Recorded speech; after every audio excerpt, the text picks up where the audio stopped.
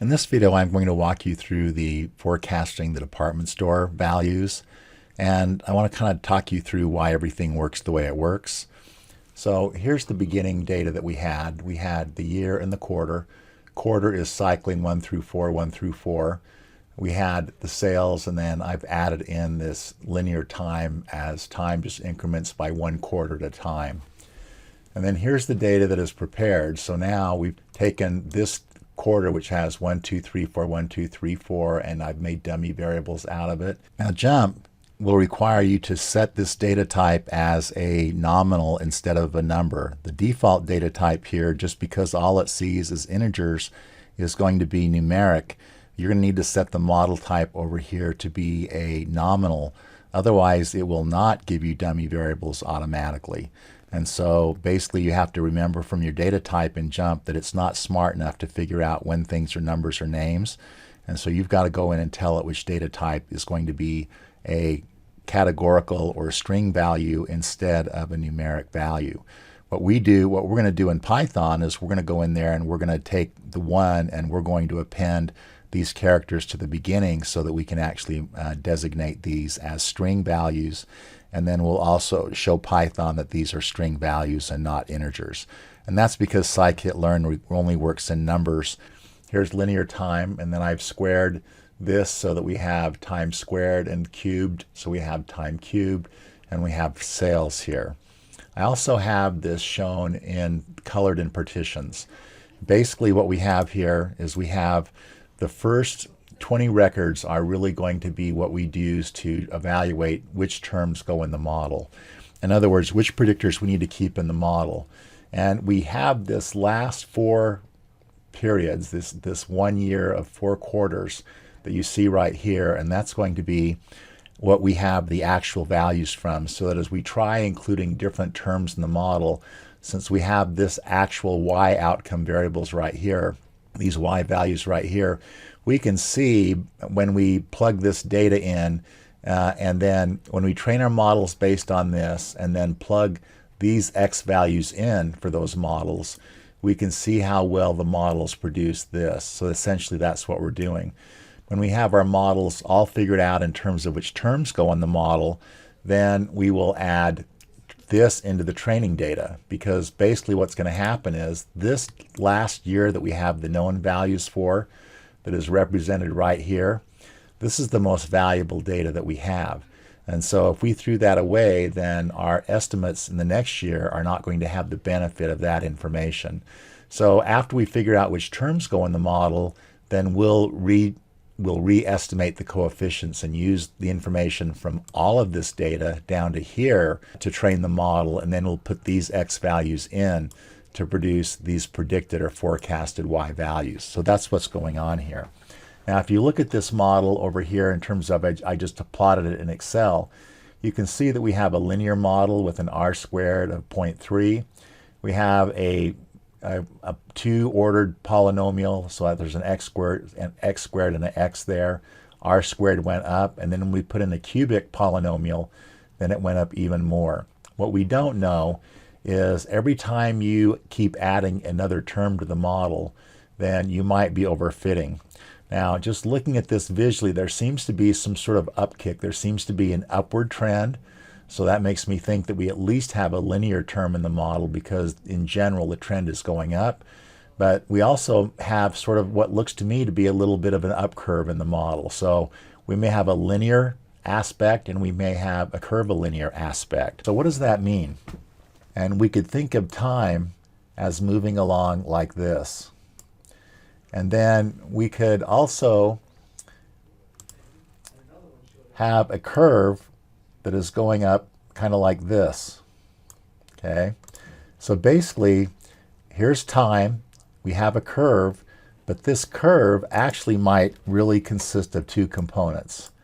It might consist of kind of a linear aspect,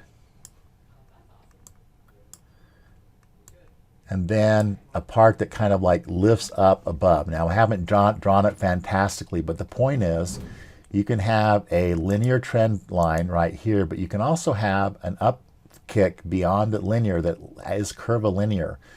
So by estimating an x and an x squared, for example, you can have the slope of the x term, and then by putting an x squared in there, you can kind of get this uptick in the model, or it could be a downtick. In this case, this is going up. In other scenarios, we might have declining sales or whatever the case may be, and in so that case, we might have to estimate still an x squared term, but it might be going down instead of up. So that's what's going on. So this is why we might want to estimate both an x term and an x squared term in there. By putting them both in together, then we can allow them to be held constant and controlled for, so that we can see what happens when both terms are in the model. So that's what's going on there. Okay, so now we're going to do this in Python, and we're going to use Jupyter Notebook to go ahead and do this. And you would get the same results if you were doing it in another tool. So for example, if we did it in JMP, or if we did it in Azure Machine Learning Studio, we would get the very same results, because multiple linear regression is a very well understood stable algorithm. Here's our data unprepared. And so we're going to need to go through this process of converting this data over. You can see that there's no values in here for the Y values. These are the sales values that we're trying to forecast. So now we're going to take our quarter, which is something that we need to prepare from this data, and we have an index value over here that is not in the data, but Python just puts it in there so it can keep track of things. And so now what we're going to do is we're going to take the index and we're going to add 1 to it, and then we're going to be able to estimate this, which just increases. So this is just 1 more than the index, and so by creating this data column name right here, or this variable right here, then we can just use that over here. Once this is created, then we can raise linear time, which is represented by this column. We can raise it to the 2nd power and raise it to the 3rd power, and then we can get time squared and time cubed.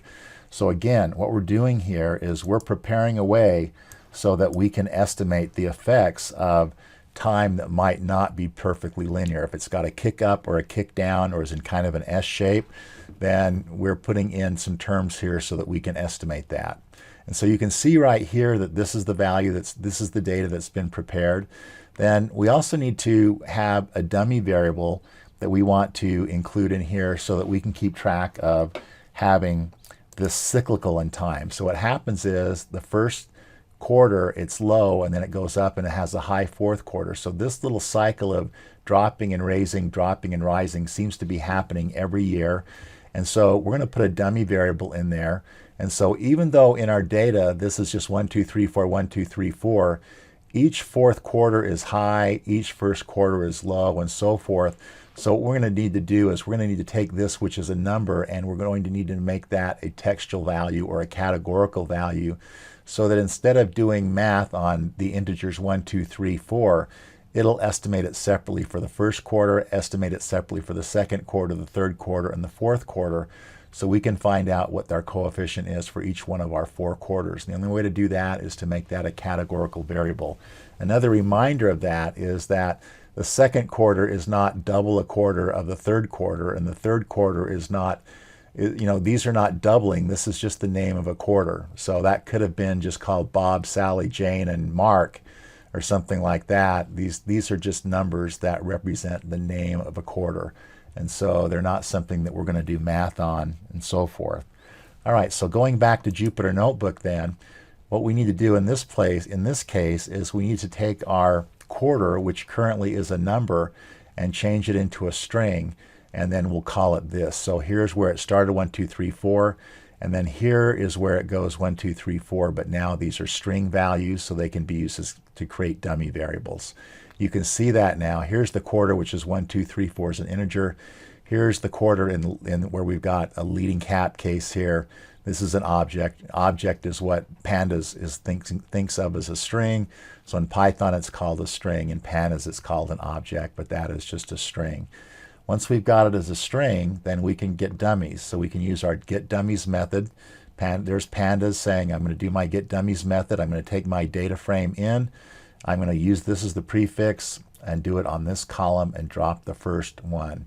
And so here now we have quarter 2, quarter 3, and quarter 4 all created in separate dummy data columns here, ready to go. And it's dropped that first one, so we're ready to go. And then once we've extracted linear time and our quarters and things out like this, then this is extraneous information. This, if we were to put it in the model, is going to have a collinear relationship with time going up this way and time squared and so forth. So this has got to come out. So basically then, so we can drop year and quarter and just get rid of this out of our data frame.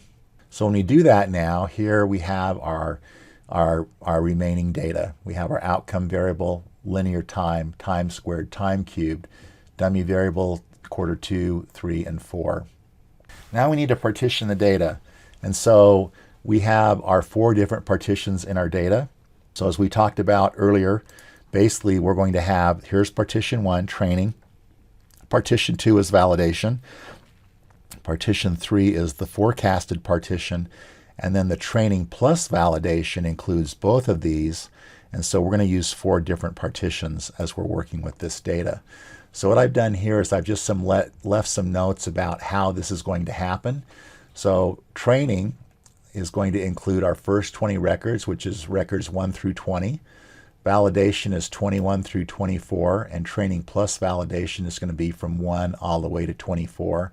And then 25 to 28 are going to be the ones that we're going to try to forecast the value of sales for. So now if we look at our training partition here, here's our first 20 records, and this data is all prepped and ready to go. If we want to look at our validation partition, again, we have the Y values here, and we have all of our input variables ready to go. Training plus validation includes the first 20 records plus the additional 4 from the validation set, and then our forecast has all of the input records here. This value and this value and this value and these dummy variables need to be prepared even though we have no Y values, because the values of these are going to be multiplied by their regression coefficients to create this Y value. So notice then, just to recap, when we're creating this dummy variable and we're creating all this information, we don't just create it down to here, we have to create it down to and including here so that we can basically have this information to act as inputs that will multiply by the coefficients from the regression, and then we'll come up with these Y values. So that's what's going on here. So this is the partitioning data that we've done, and then after that, you might recall that scikit-learn has to separate the Y values out from the data frames that have the input or predictor variables. So here, all I'm really doing is taking the sales column out of the data frame, giving it a name of Y trains, and then dropping it from that training data frame. And so we're just separating the series out that is the outcome variable from all the X values that are being used to train the data. And so we do this for each. We do it for our training, our validation data, for our training plus our validation data, and our forecast data, we just drop Y sales, which has no values in it anyway. So these will be our X values that we'll finally use to do our forecast when we're ready to do that. So if we look at our Y train here, this is just the data series that just has our Y values for those first 20 records. And here's X train, which has that same 20 records without the Y value. It just has all the X values that are going to be run through the regression. All right, so now we've got our data all prepared, and what we need to do now is see which combination of input variables creates the best model.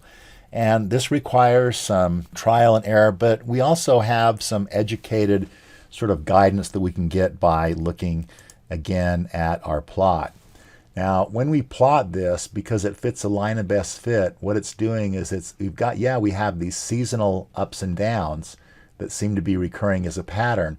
But when it plots this line of best fit, it sort of like gets in the middle there and plots those lines of best fit.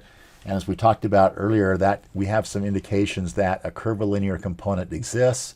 We just don't know whether a cubic term is going to be overfitting or not, but it looks like we're getting some value in going from a linear trend up to a curvilinear trend. And so we have some suggestive information in here that we're going to have more than just the linear term, and we'll do some trial and error to see if we just need to do an x squared or an x cubed, and going from that standpoint.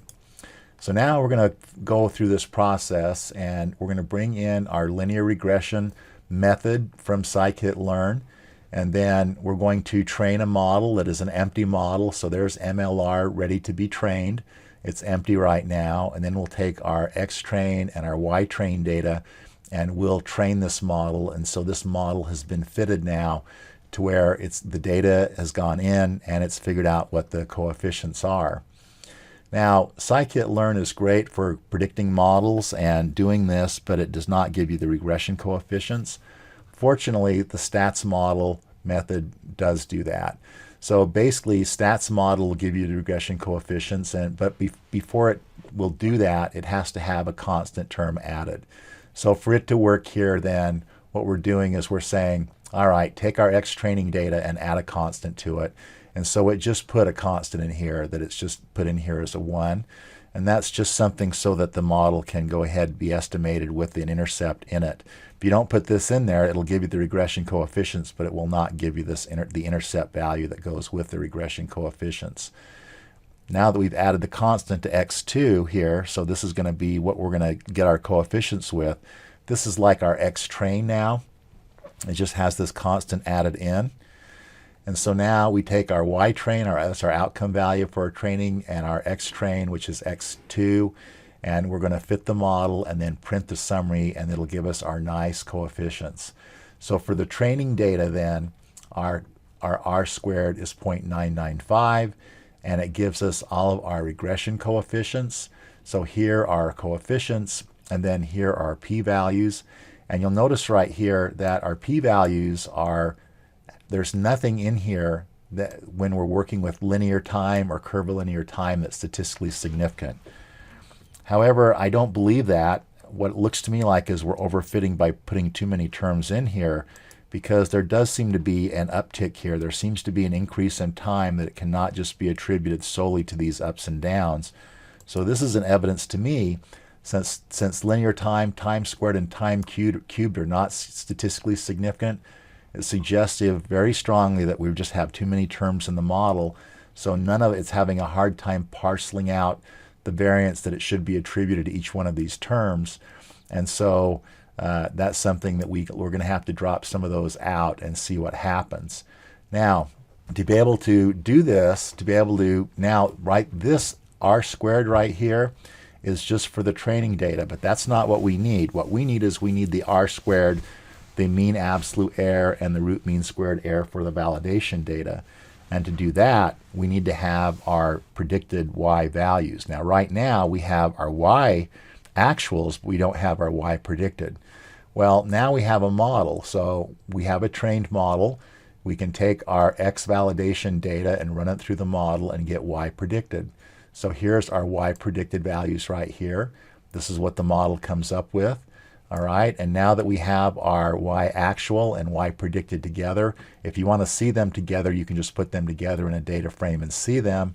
You can see that there is some differences here, but we can also take the actual and predicted values and run them through scikit-learn, and what it can do is it can come up with our R squared, our mean absolute error, and our root mean squared error for our validation data. And this is what it is. So basically, we have an R squared of 0.932. It's pretty good. We have a mean absolute error of 3776 and a root mean squared error of 4322. So now what we can do is we can fill in the very first model. So model 1 was all of our dummy variables and all of the terms for linear time, time squared, and time cubed. And here's what we get. So I took these values that were produced and put them in there. All right, so now what we're going to do is we're going to drop time cubed and see what happens, because we seem to have some overfitting, and so we're starting with time cubed, and we're going to drop that. So now we're going to take our X training and our X validation data, and we're going to drop time cubed. We're going to have it dropped not only on our training but our validation, because later we're going to run our validation data through the trained model to produce our predicted Y. So here we're just taking the cubic time off of each one of those. Now that we've done that, we can take our X values and our Y value, or there's our Y actual, and fit the model. We can go ahead and produce our regression coefficients and our model indications. So again, on our training data, we have a very high R squared, which includes some overfitness to it. Here's our coefficients. These look better. None of these were statistically significant before, but after we dropped time cubed, now time by itself and time, or the time coefficient and time squared, now are statistically significant. And our dummy variables for seasonal time, quarter 1, 2, 3, and 4, these are statistically significant. This one is a bit greater than 0.05, but since these are smaller than 0.05, we can't just throw that away. But so there's really a pattern going on here in our dummy variables. And so we've got this now. Now we've got our coefficients trained. So now what we need to do is we need to use our validation data. We run the x values from our validation data through the trained model to come up with our y predicted values. Here they are. Now that we have our y predicted and our y actuals, then we can run them through our methods for calculating our model quality statistics, and things got better. And so basically this was better than we had last time. So now if I move this down, then what we have here is our r squared went up and our mean absolute error went down, which is good, and our root mean squared error went down. So this model is doing quite a bit better than this. So that is good. Now let's try dropping our linear time squared, and let's just see what happens. We keep in time linear and time cubed. So now we drop time squared, get it out of there, go through this very same process. Here it looks like we've got now time is insignificant in terms of linear time, and this is, here is our time cubed is still statistically significant. But when we go down and we evaluate our model, then this looks like it got worse. So let's go up here and drag this down. So Model 3 and Model 1 are not as good as Model 2. So Model 2 has the terms in it that we need to keep and re-estimate. What we've done is we have trained using this data, and then we've tested by using this data and comparing what we get predicted to our y actuals. Now what we need to do is we need to go in and calculate what's going to happen when we train with all of the data. And that will just cause our coefficients to be updated just a little bit, and that'll help us get this last little year's worth of data and make that model just as smart as we can get it, where we're including this last year's worth of data to be able to do it. So now we'll go back in here. We have our training plus validation data. Now we'll drop our quarter 3 from both that and from the forecast x values. All right, and we basically run that through and fit our model, and then we look and create our coefficients. And so these coefficients have been updated a little bit.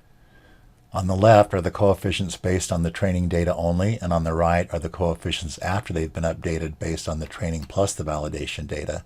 You can see that they've changed a bit. At this point, we take the x values for our forecast data and run it through the MLR model that has the updated coefficients, and then it will produce our predicted forecasted values.